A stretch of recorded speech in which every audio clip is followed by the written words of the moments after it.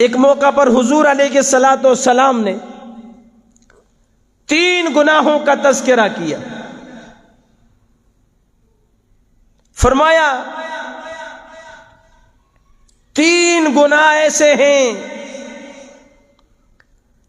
کہ ان گناہوں میں مبتلا انسان قیامت کے دن رب العالمین نہ اس سے کلام کرے گا، نہ رب العالمین اس کی طرف نظر رحمت فرمائیں گے، نہ رب العالمین انہیں گناہوں سے پاک کریں گے.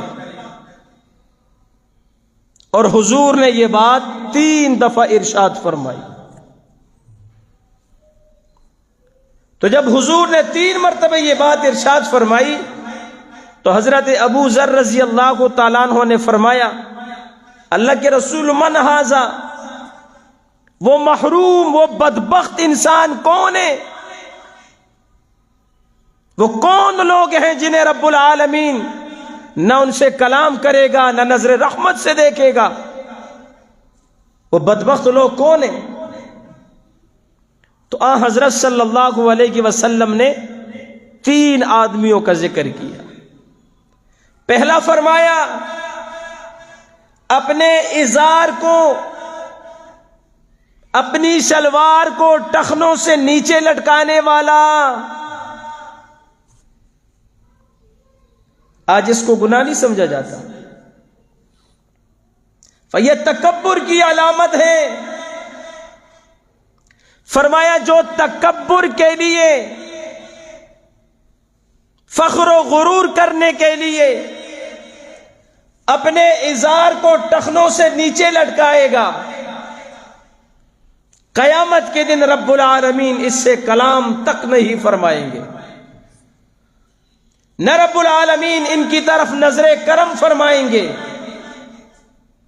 اور نہ رب العالمین ان کو گناہوں سے پاک کریں گے.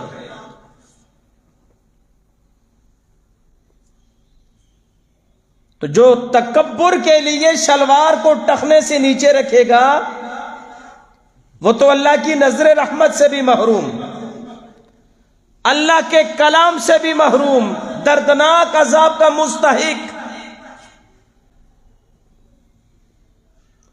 اور جو تکبر کے لیے تو شلوار کو ٹخنوں سے نیچے نہیں لٹکاتا، لیکن غفلت کی وجہ سے اس کی شلوار، اس کا ازار ٹخنوں سے نیچے جا رہا ہے، فرمایا اس کے لیے جہنم کی آگ ہے.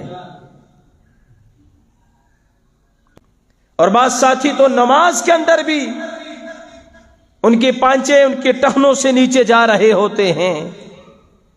یہ ٹخنوں کو ننگا رکھنا یہ انتہائی ضروری ہے میرے دوستو،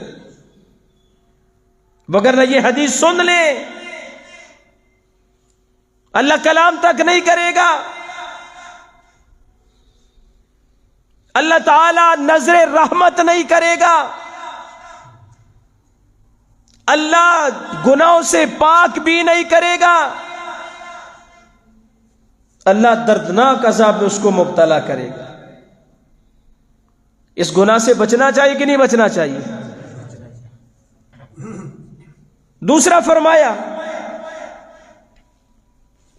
جھوٹی قسم اٹھانے والا، جھوٹی قسمیں اٹھانے والا. ایک حدیث میں فرمایا جس کا مفہوم ہے اپنی تجارت میں جھوٹی قسمیں اٹھانے والا. ایسی جھوٹی قسمیں اٹھاتا ہے کہ سننے والے، خریدنے والے اسے سچا جانتے ہیں کہ یہ سچ کہہ رہا ہے، حالانکہ وہ جھوٹا ہوتا ہے، جھوٹی قسمیں اٹھا رہا ہوتا ہے. اس سے بھی رب تعالیٰ قیامت کے دن کلام نہیں فرمائیں گے، اس کو بھی نظر رحمت سے نہیں دیکھیں گے، اس کو بھی گناہ سے پاک نہیں کریں گے، اس کے لیے بے دردناک عذاب ہے. اور تیسرا فرمایا احسان کر کے احسان جتلانے والا. جس نے کسی کے ساتھ کوئی احسان کیا کسی مشکل وقت میں، پھر بعد میں اس کو جتلا رہا ہے. تیرے اوپر فلاں وقت آیا تھا تو میں نے تیری مدد کی تھی، تیرا فلاں کام میں نے کیا تھا، تیری فلاں ضرورت میں نے پوری کی تھی. یہ احسان کر کے جتلانا بہت بڑا گناہ ہے. اتنا بڑا گناہ ہے میرے نبی نے فرمایا جو کسی پر احسان کر کے احسان جتلائے گا، قیامت کے دن رب العالمین اس سے کلام نہیں کرے گا، رب العالمین اس پہ نظر رحمت نہیں فرمائے گا، رب العالمین اس سے گناہوں سے پاک نہیں کرے گا، رب العالمین اسے دردناک عذاب میں مبتلا کرے گا. یہ تینوں گناہ آج ہم مسلمانوں کے اندر پائے جا رہے ہیں.